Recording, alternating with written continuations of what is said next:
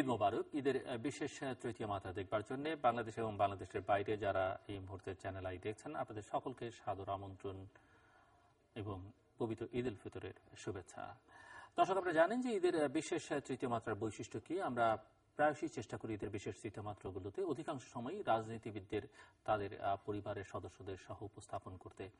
কারণ আমি বহুবার বলেছি, সময়ের অভাবের কারণে পুনরাবৃত্তি করতে চাই না, যে আমরা তৃতীয় মাত্রা মূলত রাজনীতিবিদদের স্বচ্ছতা, জবাবদিহিতা নিশ্চিত করতে চাই এবং একজন রাজনীতিবিদের জীবনে, যে কোনো ব্যক্তির জীবনে তার পরিবারের সদস্যদের, বিশেষ করে সহধর্মিনীর প্রভাবটা অত্যন্ত গুরুত্বপূর্ণ এবং এই পরিবারের সদস্যরা তাকে সুপথে যেমন পরিচালনা করতে উৎসাহ যোগাতে পারেন, বিপথে নিয়ে যেত অনেক সময় অনেকেই পিছপা হন না। এবং তার নজিরও আমরা বিভিন্ন সময় বিভিন্ন দেশে দেখেছি, বাংলাদেশেও দেখেছি, 2007-08-এও দেখেছি যে বহু রাজনীতিবিদকেই কারাগারে যেতে হয়েছে, যৌক্তিক বা অযৌক্তিক কারণে বা প্রমাণিত বা অপ্রমাণিত হোক, কিন্তু যেতে হয়েছে পরিবারের সদস্যদের সহ, শুধু স্ত্রী নয়, পুত্র কন্যা, এমনকি পুত্রবধূ সহ অনেকে কারাগারে যেতে হয়েছে। আজকাল নির্বাচনী প্রচারাভিযানগুলো তো দেখা যায় যে ভোটারদের সামনে প্রার্থীদের তাদের পরিবারের সদস্যদের নিয়ে অনেকে হাজির হন, বিশেষ করে স্পাউসকে সঙ্গে নিয়ে প্রার্থীরা হাজির হন এবং তা থেকে ভোটারও এক ধরনের বিচার বিবেচনা করবার সুযোগ পান যে তিনি কোন পরিবেশের মধ্যে আছেন এবং তিনি আসলে শেষ পর্যন্ত কি ডেলিভার করতে পারবেন বা তার কাছ থেকে ভোটাররা প্রত্যাশা করতে পারেন। যাই হোক, আমি কথা না বাড়াই, আজকের এই বিশেষ তৃতীয় মাত্রায় বিশেষ আয়োজনে কথা বলবার জন্য আমার অতিথি, আমার বায়াবাসা আছেন বাংলাদেশ সরকারের স্থানীয় সরকার পল্লী উন্নয়ন সমবায় প্রতিমন্ত্রী মোহাম্মদ মশিউর রহমান রাঙা এবং আমার ডানে রয়েছেন তার সহধর্মিনী রাকিবা নাসরিন। স্বাগত আপনাদের দুজনকে স্টুডিওতে। মশিউর রহমান রাঙা, দর্শকদেরকে আপনি কিভাবে ঈদের শুভেচ্ছা জানাবেন? বর্তমান অবস্থায় সুন্দর পরিবেশে অনেক কষ্ট করে হয়তো কেউ ঢাকা থেকে নিজের গ্রামে গিয়ে ঈদ করছেন, সবাইকে অনেক কষ্ট করে যাওয়ার জন্য এবং ঈদে নিজের দেশে যাওয়ার জন্য ধন্যবাদ জানাচ্ছি, ঈদের শুভেচ্ছা জানাচ্ছি, দলের পক্ষ থেকে জানাচ্ছি, আমার মন্ত্রণালয়ের পক্ষ থেকে জানাচ্ছি এবং সরকারের পক্ষ থেকেও আমি ঈদের শুভেচ্ছা জানাচ্ছি আপনাদের সকলকে। এবং সেই সঙ্গে সুন্দরভাবে ঈদটা করে আবার সুন্দরভাবে আপনাদের কর্মস্থলে ফিরে আসবেন, নতুন উদ্যমে আবার দেশকে গড়ার জন্য নিজেদের প্রস্তুত করবেন, এটাই আপনাদের কাছে আমি আশা করি। রাকিবা নাসরিন, আপনার পালা, শুভেচ্ছা জানাবেন দর্শকের, দেশবাসীকে। ঈদ মোবারক। আমি চাই আমার পরিবারের পক্ষ থেকে দেশবাসী সবাইকে ঈদের শুভেচ্ছা এবং আন্তরিকভাবে শুভেচ্ছা জানাচ্ছি এবং তারা যেন সুষ্ঠুভাবে দেশে যে ঈদ করে আবার তারা কর্মস্থলে সুস্থভাবে ফিরে আসুক, আমি এই কামনা করছি। ঈদ কিভাবে কাটে আপনাদের, মানে ঈদের দিনটা কিভাবে কাটান আপনারা? এবং নানান ফেজের মধ্য দিয়ে এসছেন। আজকে মন্ত্রীর সংসার, এর আগে একজন সংসদ সদস্যের সংসার ছিল, তার আগে হয়তো একজন রাজনীতিক, বা তার আগে হয়তো বিভিন্ন পর্যায়ের মধ্য দিয়ে আসছেন। তো কিভাবে কাটে আপনাদের ঈদ? আমাদের ঈদ বিশেষ করে আমি আমার সাংসারিক দিক দিয়ে বলবো যে অতি ব্যস্ততার মধ্যে দিয়ে ঈদের দিনটা কাটে। সকালে উঠে তারা নামাজে চলে যায়, আমাদের অনেক কিছু করতে হয়, বিশেষ করে ছেলে মেয়েদের তৈরি করে, আমার ছোট একটা নাতি আছে, তাকেও তৈরি করে ঈদের মাঠে পাঠাতে হয়। তারপরে ঈদের রান্না বান্না, তারপর আপনার রাজনৈতিক যারা কর্মী আছে এবং সে মোটর মালিক সমিতির একজন সভাপতি, তারও কিছু লোকজন আছে। এখন তাদের নিয়ে আমার ব্যস্ততার মধ্যেই দিনটা কেটে যায়। বিশাল পরিবার আমার ছোট পরিবার না, আমার যে এক ছেলে এক মেয়ে তা না, আমার কিন্তু গোটা অনেক পরিবার, রাজনৈতিক দিক দিয়ে শুরু করে পরিবহন সহ আমার গোটা পরিবার। রংপুরে না ঢাকায় করেন? না, রংপুরে করি। রংপুরে সবসময় রংপুরে করি এবং আমার নির্বাচনী এলাকা আমার হাজবেন্ডের ও গঙ্গাচড়া, রংপুরে এক আসন, ওইখানে আমরা সাধারণত ঈদ করি। আর ঈদের আয়োজনটা কি থাকে, প্রচুর লোকজন আসে, কি ধরনের আয়োজন করেন? কি ধরনের, এই সকালে মনে করেন সেমাই, রুটি, তার গোস্ত থাকে, তারপরে তো আমি পোলাও, রোস্ট, এগুলো মাংস সবার জন্যই করতে হয়। যাই হোক, অতিথি আপ্যায়ন তো আমাকে করতে হবে, বিশেষ করে নির্বাচনী এলাকা যারা আছে তাদের তো করতেই হয়।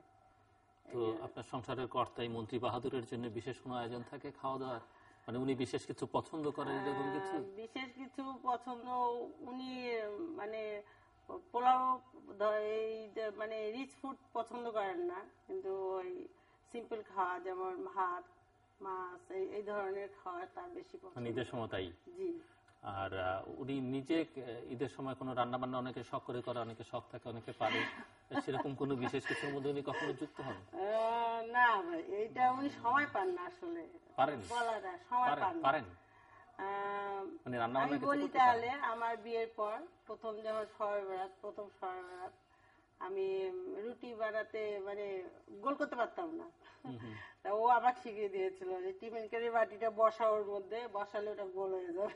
আমি ওইভাবে তার কাছ থেকে শিখছি, কিন্তু রুটিটা তা পারে না বললে ভুল হবে, সে পারি তো মোটামুটি কিছু না কিছু পারি। মানে সবকিছু সহজ করে করা, মানে রুটিটা গোল তো এভাবে সবাই ওভাবে বানায়, কিন্তু উনি আপনাকে সহজ পদ্ধতিটা শিখিয়ে দিয়েছেন। সিদ্ধ হস্ত এই বিষয়ে আপনি একটু বলবেন যে ঈদ কিভাবে কাটে এখন? আসলে ঈদের দিনটা ভালোই কাটে। গৃহকর্তৃকটা শুনলাম এবার। হ্যাঁ, না ওর দিক থেকেও তাই করে। আসলে সকালের দিকে আমরা তো বেরিয়ে যাই নামাজের সময়, নামাজ মাঠে চলে যাই। নামাজের মাঠেই তো অনেক অনেক দীর্ঘ সময় থাকতে হয়, অন্তত 1 ঘন্টা দাঁড়িয়ে থেকে মোলাকাত করতে হয়। সবার সঙ্গে মোলাকাত করে আবার তাদের অনেকের বাসায় যেতে হয়, অনেকের আবার কবরস্থানে গিয়ে আমাদের দোয়া করতে হয়। সেগুলা করে বাসায় ফিরতে ফিরতে আসলে দুপুরে হয়ে যায়, 2টা-3টা হয়ে যায় অনেক সময়। তো ততক্ষণে রান্না বান্না হয়ে যায়। যারা যারা সঙ্গে আসে আমার সঙ্গে যারা যান বা আমাদের সঙ্গে থাকেন, তারা ওখানে আমরা খেয়ে দিয়ে তারপরে হয়তো দেখা যায় যে সারাদিনই লোক আসতে থাকে, মোলাকাত করতে থাকি, আবার তাদের সঙ্গে আরো সব ধরনের কথাবার্তা হতে থাকে। কোনো রাজনৈতিক কথা হয়, দেশের কথা হয়, এলাকার কথা হয়, জনগণের কথা হয়, এলাকার আইন শৃঙ্খলার সব বিষয়ে মোটামুটি কথাবার্তা হয়। তো এবার মন্ত্রী হওয়ার পরে আমি অবশ্য এখনো আমি গত ঈদটা করতে পারি নাই, আমি গত ঈদটা দেশের বাইরে ছিলাম। তো এবার আশা করছি যে এবার সবার সঙ্গে আমার সবার সঙ্গে দেখাটা কমপ্লিট করবেন শেষ পর্যন্ত। পরিবার সম্পর্কে একটু ধারণা দেবেন, মানে আপনার কাদেরকে নিয়ে আপনার পরিবার? তো আমাদের ও বলে দিয়েছে যে আমাদের আসলে এটা পরিবহন একটা আত্মীয় স্বজন তো একটা পরিবারের মধ্যে থাকেই। আমরা 4 ভাই। মানে আমি একেবারে কোর ফ্যামিলি সেটি মিন করছি। হ্যাঁ, সেটা তো আমাদের নিজস্ব। আপনার স্ত্রী? আমার ছেলেরও বিয়ে হয়ে গেছে এবং আমার মেয়েরও বিয়ে হয়ে গেছে। ওর সঙ্গে ঈদের দিনে ও রান্নাঘরে বেশি সময় কাটায়। আমার স্ত্রী বেশি সময় রান্নাঘরেই। আচ্ছা, কয় ছেলে মেয়ে আপনার? আমার 1 ছেলে 1 মেয়ে। ছেলে কি বড়? ছেলে বড়, ওর বিয়ে হয়ে গেছে। মেয়ে ওর নাম জিতু, ডাক নাম আর কি, জিতু করে ডাকি আমরা। আপনি ছোটবেলায় দেখেছেন ওকে অনেক আমার এখানে এসেছিল অনেক ছোটবেলা, যখন আমি এমপি ছিলাম তখন আমার সঙ্গে সবসময় আসতো। ওর নাম হলো রাফাত রহমান জিতু। ও এখন আমার ব্যবসাগুলো দেখছে। আমি তো বেসিক্যালি পরিবহন ব্যবসায়ী। পরিবহন দেখে, একটা পেট্রোল পাম্প দেখে, চালায় দেখে, আর টুকটাক ব্যবসাগুলো যেগুলো আছে সেগুলো করে সে। আর গ্রামে তো কিছু জমি জমা আছে, সেগুলো পুত্রবধূ আছে। আমার গ্র্যান্ডসান আছে আমাদের, খুব মজার, ও 3 বছর বয়সের। ও বড় মন্ত্রী আর কি, আমার সে বড় মন্ত্রী, আমার থেকে বড় মন্ত্রী সে। তো মোটামুটি আল্লাহর রহমতে, মানে জনগণের দোয়ায়, আপনাদের দোয়ায় অনেক কন্যা আমার সঙ্গেই থাকে। মেয়ে, ও বিবিএ পড়ছে, সেও বিয়ে করেছে। ওর নাম হলো মালিহা তাসনিম জুই, মানে জিতু জুই। তো সেও আমাদের সঙ্গেই মোটামুটি ঈদ করে। আর ঈদের না করলেও শ্বশুরবাড়ি থেকে ঈদের দিনে ও চলে যায়। ও ঢাকায় বিয়ে হয়েছে ওর। ঈদের দিনে হয়তো গাড়ি নিয়ে চলে গেল, ঈদের দিনে দেখে হঠাৎ করে দেখি যে ও চলে আসছে, না বলেই চলে আসছে। এরকমও করে সে, মানে একটু সারপ্রাইজ দেওয়ার জন্য। তো এইরকমই। তারপরেও ও যেটা বলেছে যে জামাতা, সেও পড়াশোনা করছে, ওরা একসঙ্গে পড়াশোনা করে, সেও পড়াশোনা করছে। তো এদিক দিয়ে সব দিক দিয়ে আল্লাহর রহমত ভালোই আছি আর কি আমরা। এবং একটা রাজনৈতিক পরিবহন মালিক সমিতির একটা, মানে ঈদের 2-3টা দিন আসলে ভালোই লাগে এখন। মানে সময় ঠিক সব লোকজন আসে, সবার সঙ্গে দেখা সাক্ষাৎ হয়। এটা আসলে অনেকের আত্মীয় স্বজন যারা আছে তাদের সঙ্গে, গরিব আত্মীয় স্বজন। কত বছর হয় আপনাদের বিয়ে হয়েছে? আমাদের বিয়ে রানিং চলছে 25 ইয়ার্স, মানে 25 বছর। সেপ্টেম্বর আসলে 25 বছর পূর্ণ হবে। সেপ্টেম্বরের কত তারিখে? 27 তারিখে। ওনার সবসময় মনে থাকে না, ও ভুলে যায় ভাই। ও বাচ্চাদেরও বার্থডে কবে সেটাও ভুলে যায়। বাচ্চাদের নাম মনে? অনেক কষ্টে বললো, দেখলেন না? পুরো নামটা বলতে কষ্ট হচ্ছে। আচ্ছা, আপনিও মার্ক করেছেন, আমিও মার্ক করেছি। ঠিক আছে, আমার আসলে এই ডেট গুলো মনে থাকে না, এটা আমার আমি দুঃখ পাই এই জন্য। সে তার নিজেরও জন্ম মাস্টার উনিও সেটি নিজেরটা মনে না রাখলে কোনো অপরাধ নেই, সেটি মাফ করে দেওয়া যায়, কারণ অন্যরা তো মনে রাখে। সো এই যে 25 বছর আগে কিভাবে ভেবেছে আপনাদের আমাদের পরিচয় এই অনুষ্ঠানে, ঈদের অনুষ্ঠান? প্রথমত রাগঢাক করার কিছু নেই, যা সত্যি তাই বলবেন, আমরা আশা করি। আর 25 বছর যখন পার করেছেন, বা আশা করি বাকি জীবনটাও নিরাপদে কাটবে। আমাদের মানে পরিচয় হয়েছিল আমার বড় ভাইয়ের ফ্রেন্ড, সে বন্ধু হন, এই পারিবারিক ইয়েতে আমাদের পরিচয়, তারপরে আমাদের বিয়ে হয়। মানে আমি বুঝিনি, বড় ভাইয়ের বন্ধু, এটা তো পুরনো আগেকার দিনের কাহিনী সব। বড় ভাইয়ের ফ্রেন্ড, সে বাড়িতে আমাদের বাসায় আসা যাওয়া করতো, করতো। জি, এইভাবে পরিচয় হয়। প্রেম করে বিয়ে তো অবশ্যই। আচ্ছা, অবশ্যই। সেটা আপনি রাগঢাক করে বলছেন কেন? রাগঢাক করার কিছু নাই, মানে কিভাবে আপনি উৎসাহ দেখালেন না উনি প্রস্তাব করলেন? এই কথা বলা মুশকিল এখন। ও আসলে আমরা ওটাই ভুলে গেছি যে ও প্রস্তাব দিছে না আমি প্রস্তাব দিছি, এই কথাটা মানে আজও মনে পড়তেছে না। মনে হয় যে দুজন একসাথেই মনে আমরা উপস্থাপনা করেছিলাম যে আমি তোমাকে ভালোবাসি, বা ও বলছে আমি তোমাকে নাকি মৌলভী সাহেব যখন বলেছে রাজি আছেন তখনই বোঝে না, মৌলভী সাহেব যখন বলেছে যে রাজি আছেন, তো বিয়েটি সব নির্বিঘ্নই হয়েছিল, কোনো ভিলেন টিলেন ছিল না? না, ভিলেন ছিল না। আমি আসলে পারিবারিক ভাবে কোনো সমস্যা নেই তখন? কি করতেন? না, পারিবারিক ভাবে সমস্যা একটু ছিল। কি সেটা? ও পরিবার নেই, ব্যবসা করতো। আচ্ছা, তখনও ব্যবসা করতেন। আপনি কি করতেন তখন? আমি পড়াশোনা করতাম, ইন্টার পাস করে ডিগ্রিতে ভর্তি হয়েছিলাম। আচ্ছা আচ্ছা, সমস্যা কি হলো? সমস্যা তো বলতে গেলে বিশাল, বলতে হয়, ওর মুখ দিয়ে শুনেন তাহলে। মানে রাগঢাক করবেন না তো? না, অবশ্যই না। আচ্ছা, আপনি করলে আপনি একটু ধরিয়ে দেন, কি শুনে আপনার কাছ থেকে। না, সমস্যা তো কিছু না, সমস্যা তো এখন আমরা নিজেরাই বিয়ে করেছি, এরপরে তো পারিবারিক ভাবে আমার পরিবার থেকে কোনো আপত্তি ছিল না। তারপরে মানে আপনি পরিবারের সদস্যদের আর জানানোর প্রয়োজন বোধ করেননি? না, আব্বা জানতেন, আমার আব্বার কাছে ও গিয়েছিল আর কি, আব্বার কাছে গিয়ে বলছে যে আমরা বিয়ে করতে চাই। আমি বলি নাই, কিন্তু ও গিয়েছে। আমার আব্বা দোয়া করে দিয়েছিল, ঠিক আছে বিয়ে করো, তোমরা অসুবিধা নেই, পরে আমরা নাহলে আনুষ্ঠানিক ভাবে ঠিক করে নেবো এটা। আমরা পরে বিয়ে করে নিয়েছিলাম। পরে আমার খুব বুঝুন ফ্রেন্ড, আমরা আর কি ছোটবেলার বন্ধু, একদম মানে বন্ধু বান্ধব বলে না, ঠিক মানে বান্ধব না আর কি, বন্ধু আমাদের, ওর বড় ভাই আমরা। পরে অবশ্যই এটা একটু সময় লেগেছে, কিন্তু ঠিক হয়ে গেছে আর কি। পারিবারিক ভাবে এখন আমরা যাতায়াত, আসা যাওয়া, খাওয়া দাওয়া সবই অসুবিধা হয় না কোনো কিছু। তখন সমস্যা ছিল? কতদিন সমস্যা ছিল? এটা বছর দুয়েক ছিল, তাই না? 4 বছর। 4 বছর সে যেতে পারেনি আর কি বাবার বাড়িতে। পরে কি সমস্যা হলো? আপনার মতো একদম সুদর্শন একজন মানুষ, সফল ব্যবসায়ী, না একটু ছিল মানে রিয়েলিটি যেটা হলো কি, আমরা মুসলিম, সে হিন্দু ছিল আর কি, এটা প্রবলেমটা ছিল এখানেই বড়, ধর্মীয়। এই জন্য এটা আমি বেশি করে বলতে চাচ্ছি না আর কি। না, সেটা হতে প্রচুর হয়, প্রবলেম ছিল, সমস্যা নেই। এইটাই অনেক সময় লেগেছে। এক ধর্মের হলেও প্রচুর সমস্যা হয়, এটি কোনো প্রচুর সমস্যা, ঠিক এভাবে হয়তো হতো না। এদের একটা বিষয় একটা রয়েছে, তারা এখন ওই ধর্মই, তার ভাইরা ওটাই পালন করে, সেখানে একটু প্রবলেম অ্যারাইজ করেছিল। এখন ঠিক হয়ে গেছে, সমস্যা নেই। আমাদের সঙ্গে যাতায়াত, আসা যাওয়া, খাওয়া দাওয়া সব, আমরা ঈদের সময় দাওয়াত দিই, ওরা আসে। পূজার সময় আমাকে আবার নাড়ুটোরু পাঠায়, আমি আবার নাড়ুটোরু খাই। দুর্গা পূজার সময় কাপড় চোপড় দেয় আমরা, ঠিক এরকমই আর কি, একটা গোটা পরিবারে হয়ে গেছে আর কি। আমরা নিজেরা কেমন কাটলো 25 বছর? বলতে ভালোই, লম্বা সুখ সময়। দুঃখের মধ্যে দিয়ে বাধা বিপত্তি অনেক কিছু থাকে, ভালো মন্দ সবই তো থাকে, সবার জীবনেই তো এটা একটা থাকে। আল্লাহ দিলে, আল্লাহর রহমতে আমি অনেক সুখী। ঝগড়াঝাটি হয়? মোটামুটি হয়, খুব বেশি বেশি টু মাচ বেশি মানে অতিরিক্ত গায়ে সবসময়। মন্ত্রী হওয়ার পরে একটু বেশি, মানে যত বয়স আমার বাড়ছে তত আমার কাছে মনে হচ্ছে যে বেশি বাইন্ডিং হচ্ছে, মানে অত্যাচারের পরিমাণ, অত্যাচারের পরিমাণটা মনে হয় বাড়ছে।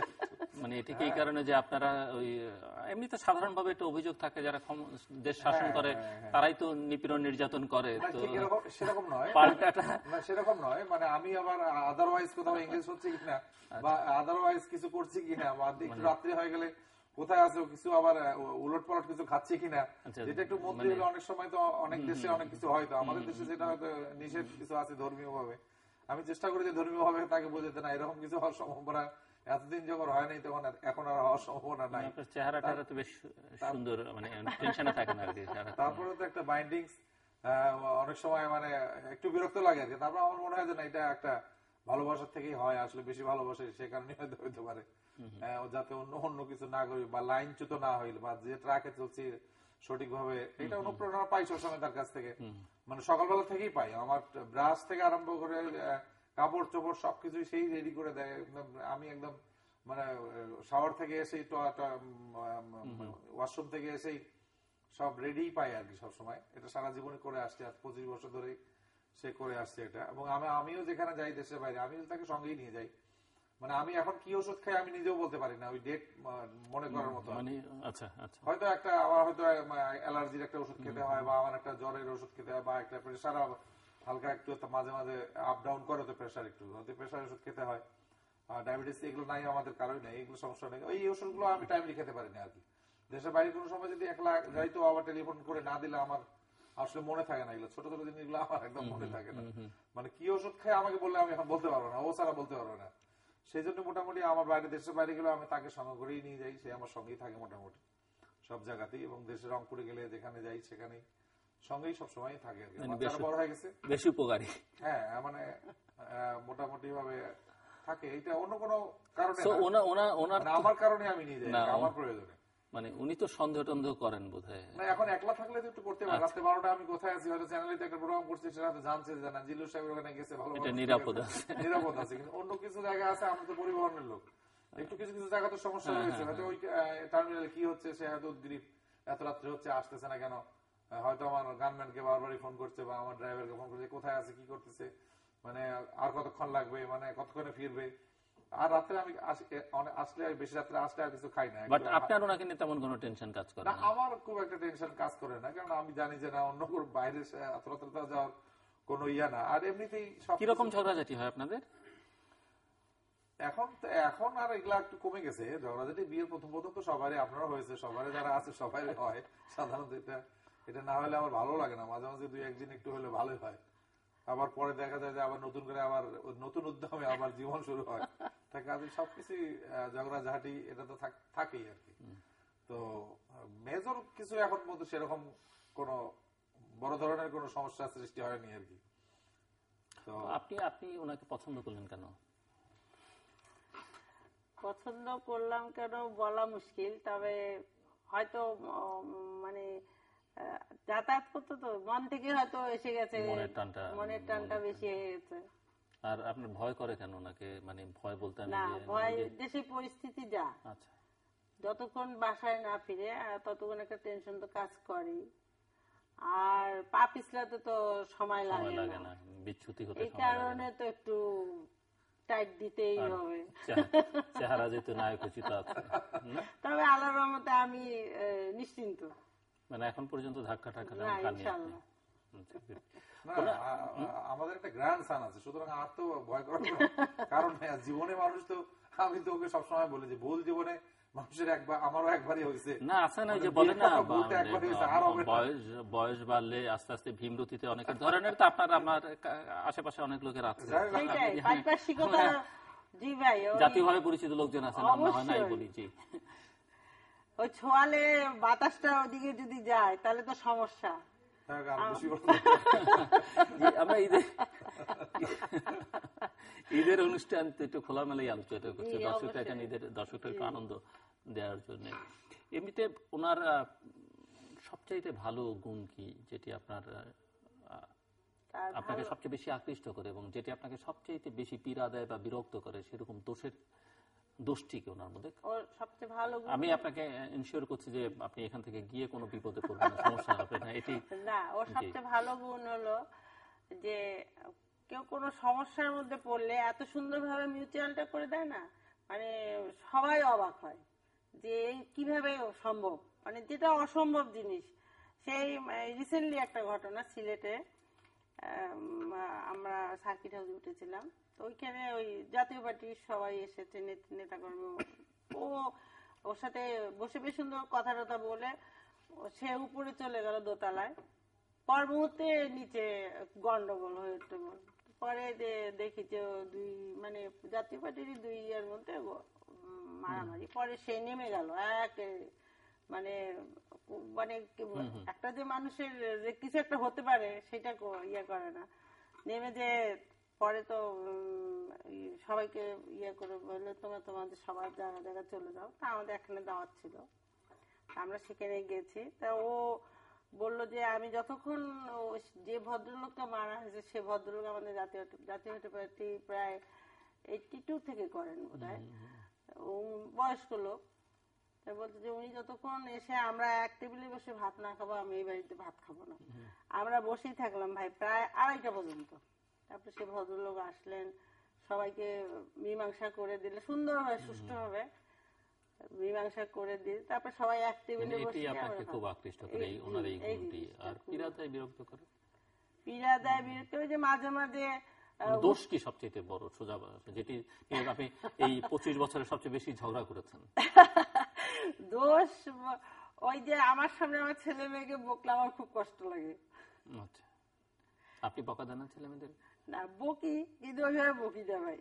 আমার ওইভাবে ও যেভাবে বকা দেয় আমি ওইভাবে আমার ছেলে মেয়েকে আজ পর্যন্ত বকতে পারিনি। কেন বকা দেন?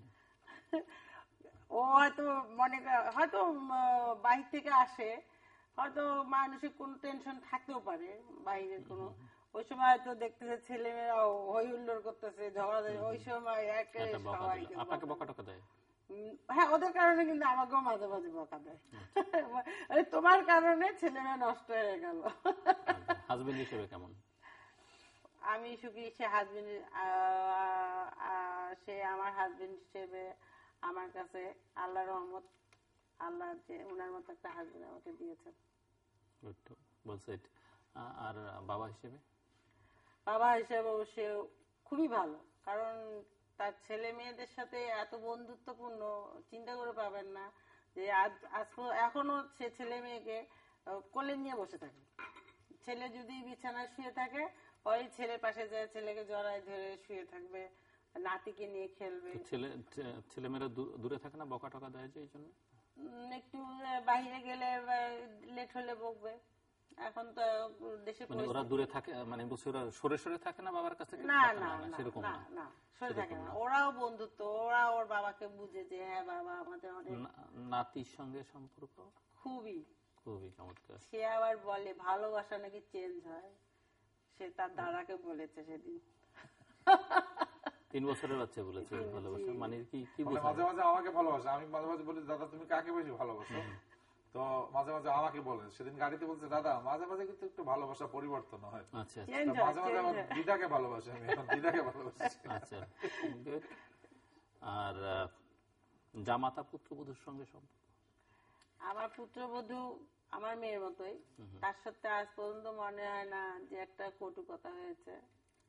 আমার জামাতাও অতি ভদ্র, সে খুবই শান্ত।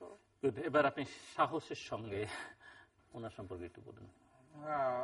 25 বছর থাকলাম, বুঝতেই তো পারতেছেন যে ভালোই ছিলাম আমি। খারাপ থাকলে তো হয়তো অন্য কিছু একটা হয়ে যেত। সেরকম যখন কিছু হয়নি এবং সে অনেক সহ্য করে, আমি আমার অনেক অত্যাচার সহ্য করতে হয়। অর্থাৎ হয়তো কোনো সময় বলতেছি ফোনে বলে দিলাম যে 20 জন লোক বা 25 জন লোক বাসায় ভাত খাবে, রেডি করে 1 ঘন্টার মধ্যে। 1 ঘন্টায় তো সম্ভব না, দেখা যায় যে আমি আবার 1 ঘন্টার মধ্যেই বলছি তো 1 ঘন্টাই করতে হবে। ও আবার আমার সঙ্গে আবার দেখা যায় তখন 40 জন লোক চলে গেছে, বা আমি গেলাম 20-এর জায়গায় 50 হয়ে গেছে। তো সেদিকে যে আবার কেমনে আবার জানি না, ও বলে যে আমরা বুঝতে পারি যে 20-এর জায়গায় তোমার লোক বেশি হবে, যেন আমরা বেশি করে রান্না করেছি। তো এইভাবেই করে চালায় দেয় আর কি। আমার পলিটিক্যাল যারা লোকজন আসে তারা আমার বাসায় না খেয়ে আসছে, এই ধরনের লোক খুব কম আছে। সেটা ঢাকাতেই হোক, রংপুরে হোক, যেখানে আসুক, আমার নির্বাচন এলাকার লোক মানুষজন আসলে সে খাওয়াবে তাদেরকে, মানে একটা মিষ্টি হলেও খাওয়াবে। যদি কেউ ভাত খাওয়ার সময় আসে তো টেবিলে দেখা গেল যে 20 জন একসঙ্গে বসে গেছে, আমাদের খাওয়ার নাই, সব খাওয়ার ওরা খেয়ে ফেলছে। তা আবার নতুন করে আবার রান্না করে দেখা গেল যে ওই রাত্রেবেলা 12টার সময় বা 11টার সময় কি পাবেন আপনি। বাসায় যা থাকলো হয়তো ফ্রিজে না থাকলে দেখা গেল আলু ভর্তা, ডাল টাল দিয়ে আমরা খেয়ে দিলাম। এরকমই আর কি মাঝে মাঝে এগুলো অত্যাচার সহ্য করে। আর ছেলে মেয়েদের আমার সামনে আসে, ওরা আমার সঙ্গে ফ্রেন্ডশিপ বা আমার সঙ্গে বন্ধুত্ব সবকিছু ঠিকই আছে, কিন্তু আমার কাছে কোনোদিন ওরা কোনো সময় পয়সা করে চায় না। সবসময় ওর মায়ের কাছেই আবদার মায়ের কাছে সবকিছু। এটাকে কৃপণ প্রকৃতির না, আমার কাছে না, আমার কাছে ওরা ভয়ই বলে না আর কি, মানে ওরা জানে যে মায়ের কাছে দেওয়াই আছে, আর সংসারটা সেই দেখে পুরোটা। আমি তো কিচ্ছু নেই না সংসার থেকে, ব্যবসা পাতি যা আছে আমি এক পয়সা নিয়ে রাজনীতি কিন্তু তাদের নিয়ে করি না। আমার একটা পয়সা দেয় যেটা দিয়ে আমার যেটা বেতনটা আমি পাই, সেই বেতনের পয়সা দিয়ে কিন্তু আমি মোটামুটি মানুষদের এর অসুখের চিকিৎসা এইটা ওইটা হাবি যাবে এগুলো করি। কিন্তু খাওয়া দাওয়া যেটা বা আমার গাড়ি বা বাসের ব্যবসা ট্যাবসা যেগুলো আছে, বাস ট্রাকের, সেগুলো তারা দেখে একটু পেট্রোল পাম্পের পয়সা তাদের, তারপর জমির ধান তাদের। এখন তো আমাদের না হলেও এখন 100 বিঘার মতো এখনো আমাদের জমি আছেই। সুতরাং মানে এগুলোও সবকিছুই তার হাতে, আমার হাতে কিছু নাই। কিন্তু দোকানপাট কিছু ভাড়া আছে, মার্কেটে আছে, সেটা ভাড়া পায়, সেগুলো দিয়ে চলে যায়, চালায়। আর ওই আমারটা আমি আমার লোকজনকে দিয়ে দিই আর কি। তো এইভাবে ছেলে মেয়েদের আবদার তার কাছেই, মাঝে মাঝে আমার কাছে সেও অনেক সময় নেয় না, যে তা না, লাগলে হয়তো বললো কিছু টাকা দিতে হবে এবার পরে, আমিও আবার কিছু নিয়ে নিলে আমার তো ওই যে মনে না থাকা একটা অভ্যাস আছে না, সেই মনে থাকে না, ইচ্ছাকৃত ভাবে ভুলে যায়, এটা ভুলে যায় আর কি, আমার মনে থাকে না, ইচ্ছাকৃত ভাবেই ভুলে ভাই। ইচ্ছাকৃত আমাকে বলে যে দাও, আমি দিয়ে দেবো, পর মুহূর্তে যদি বলে তুমি দিসলা, মানে ইচ্ছাকৃত ভাবেই ভুলে। আপনি আবার জোর করে ফেরত নেন না? তা নেই, সেটা আদায় করে নেই। এটা তো মাঝে মাঝে মানি ব্যাগের পয়সা কম হয়ে গেলে জিজ্ঞেস করি কি ব্যাপার, তো বলে আচ্ছা দেখা যাক না কি হয়েছে, আমি তো জানি না, ঠিক বুঝতে পারি যে এটা গেছে আর কি। তো আল্লাহর রহমতে সব দিক দিয়ে দিল ভাই। একটা বিষয় কি, আল্লাহ আমার দিলেন আপনি ওনাকে, আপনি আপনার মানি ব্যাগ থেকে ওনাকে নিতে হয় না, সেটা মানি ব্যাগ হলো জায়েজ ওটা, মানে যদি আপনি আলমারিতেও টাকা থাকে, মানি ব্যাগ থেকে নেওয়ার আলাদা আনন্দ আছে, ওইখান থেকে সরানো। আর দেওয়ার সবই তো দিছি, মনোপ্রাণ সবই দিয়ে দিছি, তো আর তো বাকি নেই, কিছু তো রাখি নাই, তো আর কি, আর তো কিছু নাই, সবই তো দিয়ে দিছি। এবং সবকিছু ভালোভাবেই সে হ্যান্ডেল করতেছে, চালাচ্ছে, এবং আমার দিকেও নজর তার অনেক বেশি ভালো সব দিক দিয়েই। মানে আমার কাপড় চোপড় পরা বা এটা ওইটা সবকিছু সেই কিনে, আমি কিনি না কোন সময়। আমি বলতে পারি না যে আমার কোন শার্টটা কবে আসলো, কোনটা কি আসলো, কি এগুলা পাঞ্জাবিটা কোনটা বানাইতে হবে, গলার মাপ কত, হাতের মাপ কত, সেগুলো সেই জানে, আমি বলতে পারি না। তো এদিক দিয়ে আমি সবকিছুই ভালো আছি, যার কারণে অন্য কাজগুলো আমি মোটামুটি ভাবে সুন্দরভাবে গুছিয়ে করতে পারি। এগুলো তো একটা প্রবলেম, টাকা পয়সা বা এগুলো নাড়াচাড়া করা একটা প্রবলেম। এগুলো সবকিছু তাদের হাতে থাকলে হয় কি, আপনি এই দিকটা মনোনিবেশ করতে পারেন। কারণ ট্রান্সপোর্ট একটা অস্থির সংগঠন, বিশেষ করে রাজনৈতিক সংগঠনের থেকেও কিন্তু অস্থির সংগঠন। আমি হোল বাংলাদেশের প্রেসিডেন্ট, সেই কারণে হোল বাংলাদেশের কিছু সমস্যা আমাকে প্রতিদিন ফেস করতে হয়, এবং মাঝে মাঝে রাত্রেও আমাদের অফিসে বসে এগুলোকে আবার মিটমাট করতে হয়। দেখা গেল মহাকালী 2 গ্রুপে মারামারি হচ্ছে, গাবতলীতে হচ্ছে, কিংবা সাইদাবাদে হচ্ছে।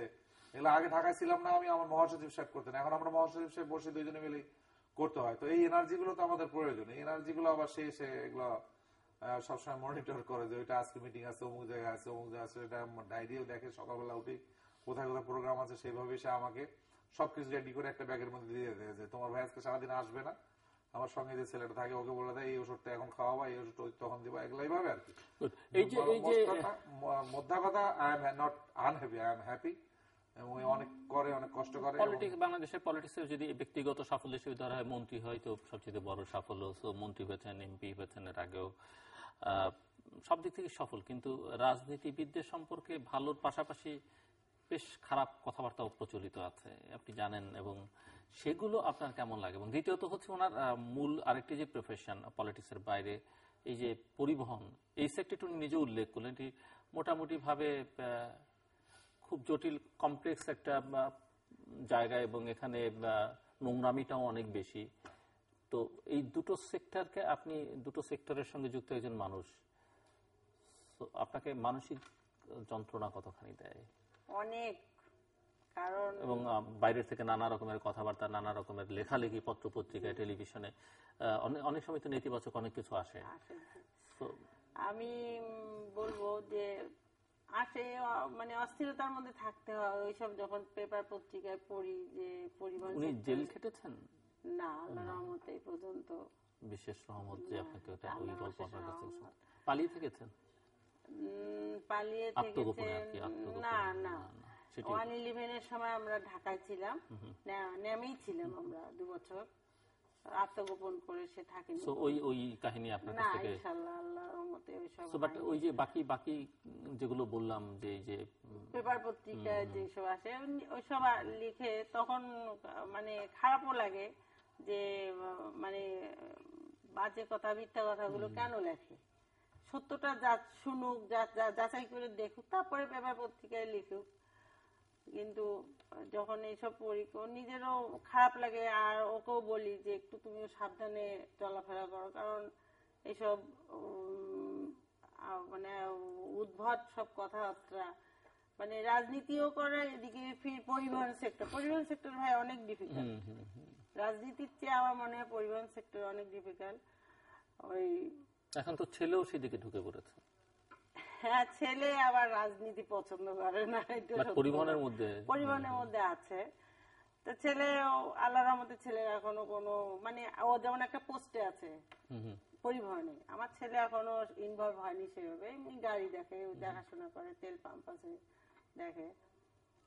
তা ও তো মানে পরিবহন সেক্টরের সাথে প্রায় 30 বছর জড়িত। আগে রংপুর জেলায় ছিল, এখন তো সারা বাংলাদেশে সে মহাসচিব, প্রেসিডেন্ট, সরি।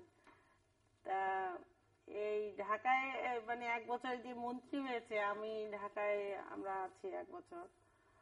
তা দেখি যে বেশ মাঝখানে এই যে মন্ত্রীর বউ হিসেবে আপনি বিভিন্ন জায়গায় যান টান, সম্মানও পান প্রচুর। মানুষ বকাবকি করে লোকজন? না, ইনশাল্লাহ আজ পর্যন্ত কেউ খারাপ একটা কথাও বলেনি, কেউ টোনও করেনি। আমি বরঞ্চ সম্মান পেয়েছি। এনজয় করেন কেমন? খুবই। আমার বাচ্চাদেরও নিয়ে যায় সে, ও একা যেতে চায় না। যদি ঢাকার বাইরে কোথাও যায় বাচ্চাদেরও নেয়, যে চলো যাই কুমিল্লা, এই যে কুমিল্লা বাড়ে গিয়েছিলাম, তারপরে সিলেটে গিয়েছিলাম, ও বাচ্চাদের সঙ্গে নিয়ে যায়। ও আবার একা যেতে চায় না, যে সবাই মিলে আমরা আনন্দ হই, উল্লোড় করে আমরা আসি। ছেলে মেয়েদের ভবিষ্যতে রাজনীতিতে আসবার সম্ভাবনা আছে বা আনবার ইচ্ছা আছে আপনাদের, বা ওদের আগ্রহ আছে? না, আমার ছেলের তো আগ্রহ নেই। মেয়ে আমার একটু হয়তো ইচ্ছা আছে, কিন্তু হয়তো পড়াশোনার কারণে হয়তো আসতে পারবে না। পড়াশোনা তো একসময় শেষ হয়ে যাবে, সেটা এখন মানে মেয়ের ইচ্ছা আছে। এলাকার লোকজনের সঙ্গে তার যোগাযোগ? এলাকায় সে কম যেতে পারে, কারণ পড়াশোনা নিয়ে সে ব্যস্ত। এলাকায় আমি আর সে যাই, আর আমার ছেলে যায় সঙ্গে। ছেলে যায় সঙ্গে, ওই ওর বাবার সঙ্গে থাকে। কিন্তু মানে একজন তো তৈরি হয় অনেক পরিবারেই, যে ঠিক আছে। সো আপনাদের দিক থেকে কি মিস্টার? না, আমি চাই না আমার ছেলে রাজনীতি করুক, এটা আমি চাই না। কেন চাই না? মানে এই কারণে মহান আমরা আসলে সেবা না, আমরা আসলে ট্রান্সপোর্টটাই, আমি মূলত তো আমি পরিবহন মালিক সমিতি থেকে বললাম না, 30 বছর রাজনীতির আগে থেকে আমার ট্রান্সপোর্টটাই আমার। আমি রংপুরে এখনো জেনারেল সেক্রেটারি, আমি তখন থেকে জেনারেল সেক্রেটারি, আমার প্রেসিডেন্ট তখন থেকে সেই প্রেসিডেন্ট। এভাবে চলছে, এবং পর্যায়ক্রমে উত্তরবঙ্গের মহাসচিব, আবার ন্যাশনাল চলে আসছি, ন্যাশনালের এক্সিকিউটিভ প্রেসিডেন্ট, এখন 2 টার্মস প্রেসিডেন্টের দায়িত্ব পালন করছেন। তো আমার কাছে মনে হয় যে একটা অস্থির সংগঠন এটা। আবার রাজনীতির দেখছি যে রাজনীতির যে আগের ধারাগুলো ছিল, রাজনীতির যে আগের কর্মীরা ছিল, এখনকার কর্মীদের সঙ্গে আগের সেই কর্মীদের অনেক ডিফারেন্স, কিন্তু অনেক ডিফারেন্স, ফার ডিফারেন্স। যারা স্টুডেন্ট পলিটিক্স কিংবা যুব সংগঠন যেগুলো, তাদের পলিটিক্স এগুলো কিন্তু ভিন্ন, অনেক ভিন্ন, এবং এখন থেকে আগে অনেক ভালো ছিল। তো আমার মনে হয় যে আমরা ঠিক যেভাবে এগুলোকে ফেস করেছি, আমাদের ছেলেরা এভাবে ফেস করতে পারবে না, বা এভাবে অভ্যস্ত তারা হবে না। এগুলোকে তারা বদার মনে করবে, যে না এগুলো আসলে একটা ঝামেলা, বাবা কেন করতো, এগুলো একটা মনে করবে। এই কারণে আমি চাই না যে তারা পড়াশোনা করেছে, ব্যবসা তিনি এগুলা নিয়ে থাকুক। মেয়েটা পড়াশোনা করছে, মাস্টার MBA করলে হয়তো কোথাও একটা চাকরি করে ঠিক এভাবেই জীবনটা তাদের। আর আমরা একটা সার্কামস্টেন্সে লেখাপড়া করার পরে, ইউনিভার্সিটি কলেজ থেকে বের হয়ে আসার পরেই তখন করার কিছু ছিল না। এখনকার ছেলে মেয়েদের যেমন মাস্টার্স করলে বা অনেক কিছু করার জায়গা আছে, আপনাদের যেমন মিডিয়া অনেক হয়ে গেছে, তারপরে আপনাদের অনেক ব্যাংক হয়ে গেছে, তারপরে অনেক কিছু হয়ে গেছে, চাকরি ভালো ভালো যারা স্টুডেন্ট তাদের জন্য চাকরি অনেক ভালো ভালো জায়গায় চাকরির সুযোগ অনেক রয়েছে। আমাদের সময় কিন্তু এটা ছিল না। আমরা ওই হঠাৎ করে পরিবহনে ঢুকে গেছি, এবং যাওয়ার পরে ওইখানকার অস্থিরতার মধ্যেই পড়ে গেছি আমরা, এবং দীর্ঘদিনে সাফার করতে হয়েছে আমাদের অনেক। জেল খাটিনি, কিন্তু মানে না খাটলেও মানে অনেক সময় টেনশনে থাকতে হয়েছে আমাদের। আমরা চাই না, আমি চাই না যে আমার ছেলেরা কোনো টেনশনের মধ্যে পড়ুক, কোনো টেনশনে থাকুক। আমাদের অনেক লাইফ রিস্ক অনেক সময় গেছে, যে মেরে ফেলবে, মারবে, এরকম একটা হয়। রাজনীতি এখন হানাহানি মারামারি একটা, আমার কাছে মনে হয় যে এগুলো ওরা ফেস করতে পারবে না। সো দ্যাট আমি মনে করি যে তাদের পড়াশোনার উপরে বা বিজনেসের উপরে থাকাটাই তাদের জন্য শ্রেয় হবে। আপনি তো ওনার অনেক গুণগান করেছেন, উনি আপনার কিছু দোষ মানে নেগেটিভ কথা বলেছেন, আপনি সাহস করে বলতে পারবেন? না, নেগেটিভের কিছু না, মানে অকারণে কিছু তো তর্ক বিতর্ক করে, তখন মেজাজটা বাইরের থেকে আসলে হঠাৎ করে একটু খারাপই হয়ে যায়। মানে এই যে কথাটা 1 ঘন্টা পরে বললেও অসুবিধা হয় না, বা ভাত খাওয়ার পরে বা রাত্রে শুয়ে বলতে পারে। এটা হুট করে বলে ফেলে তো মাঝে মাঝে ওই জন্য রাগ করে। ছেলেদের সঙ্গে এসে দেখি যে হয়তো হুল্লার করতে, চিৎকার দিচ্ছে, এটা করতেছে ওইটা করতেছে, নাই হয়তো শুয়ে আছে, উঠছে না, খাচ্ছে না, তখন রাগারাগি করি মাঝে মাঝে। করলে একদম মানে আমি রাগারাগি করলে একদম মানে টপ টু বটম, মা থেকে আরম্ভ করে ওর ছেলে বন্ধু সবাই মানে একটু অস্থিরতার মধ্যে পড়ে যায়। তো এগুলাই তার মানে মানে সে সবার সঙ্গে খুব রিল্যাক্স, বাচ্চাদের সঙ্গে মানে ওদের যে পড়াশোনা বা ওদের যে একটা অবসর কাটে কিভাবে আপনাদের? অবসর কাটে, আমি তো অবসর বলতেই নাই আর কি, 12টা 11টা 10টা এরকমই যাই। তার অবসর কাটে মোটামুটি টেলিভিশন দেখে, সিরিয়াল গুলো দেখে, যেটা সবাই দেখে এখন। কোন সিরিয়াল? তার নাতি আছে, নাতিকে নিয়ে আমার আমি হিন্দি না ইন্ডিয়ান না বাংলাদেশি? সে মানে না, আমার নাতি না না না মানে কোন সিরিয়াল দেখে আপনি তো বললেন এটা বলতে হবে না, এটা বলার দরকার নেই। আমি কোন চ্যানেলকে হাইলাইট করতে চাই না, এক্সেপ্ট চ্যানেল আই। বুঝছেন না, এটা আমার খুব ফেভারিট চ্যানেল। আমি যখনই দেখি আমাদের ওখানে 22 দেখি, চ্যানেলেই দেখি সবসময়। আমার নাতি কথা যেটা বলে, আমার সময় কাটে ওকে নিয়ে। আমি আসলেই ওই আমার বন্ধু মানুষ, ওই আমার কাছে সব বুঝে আমাকে, ও আসে আমার বসা বসে ঘোরাফেরা করলে আমার ভালো লাগে। অনুষ্ঠানের একেবারে শেষ প্রান্তে ঈদের অনুষ্ঠান, এবং এই অনুষ্ঠানে যারা আসেন তারা দর্শকদেরকে আনন্দ দেওয়ার চেষ্টা করেন কিছু না কিছু করে, কিছু না কিছু বলে, হয় গান গেয়ে, না হয় কোনো একটা অভিনয়, টেবিলে বসে যতখানি সম্ভব, কিংবা কোনো একটা মজার জোকস বলে। তার কাছ থেকে আগে শুনুন, সে শুরু করুক। উনি শুরু করবে? উনি শুরু করুক। না, আমি আমি ছোটবেলা থেকে গান করতাম। আমি রেডিওতে গান করতাম এবং টেলিভিশনে গান করেছি। আমি রংপুর টেলিভিশন যেদিন উদ্বোধন হয়েছে আমি সেদিন গান করেছি। এবং কলেজে যখন পড়তাম তখন স্টুডেন্ট প্রোগ্রাম থেকে আমি রেডিওতে প্রোগ্রাম করতাম। এবং একটা তখন আমার জীবনের প্রথম ইনকামই বলতে পারেন যে আমি রেডিও থেকে পয়সা ইনকাম করতাম। তাহলে আমরা গানই একটি শুনি, আর কিন্তু উনি কি শোনাবেন? হ্যাঁ, উনি অবশ্য গান শুনেন বা সিরিয়াল দেখেন বা রান্না বান্না উনি খুব ভালো করতে পারেন। কিন্তু আমার মনে হয় যে গান করতে পারবেন না, কবিতাও পারবেন না মনে হয়, একটু বেকার। তাহলে আমার মনে হয় আমরা একেবারে শেষ প্রান্তে শেষ করতে হবে, আমাকে সময় বেশি নেই। আপনি গান করুন, আপনি সঙ্গে ওনার সঙ্গে গলা মেলান, উনি যেন কণ্ঠ মেলাতে পারেন, এরকম একটা গান ধরেন আপনি। আমারও পরানো যাহা চায়, আপনি গলা মেলাবেন। তুমি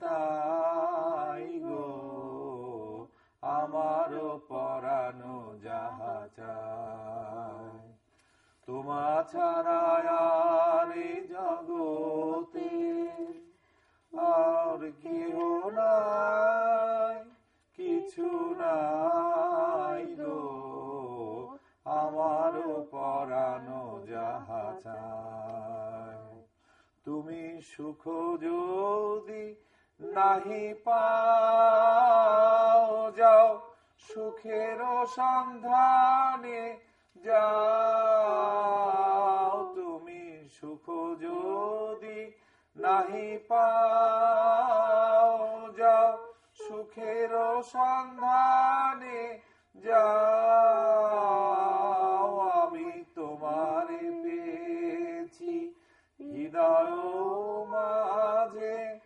আরো কিছু নাহি পাই গো, আমারও পরানো যাহা চায়, আমি তোমারি বিরহে রহিব বিলীন, তোমাতে করিব বাস, দীর্ঘ দিবস দীর্ঘ রজনী, দীর্ঘ বরষ মাস, যদি আরো কার্য ভালোবাসো, যদি আরো ফিরে নাহি আসো, তবে তুমি যাহা চাও তাই যেন পাও, আমি যত দুঃখ পাও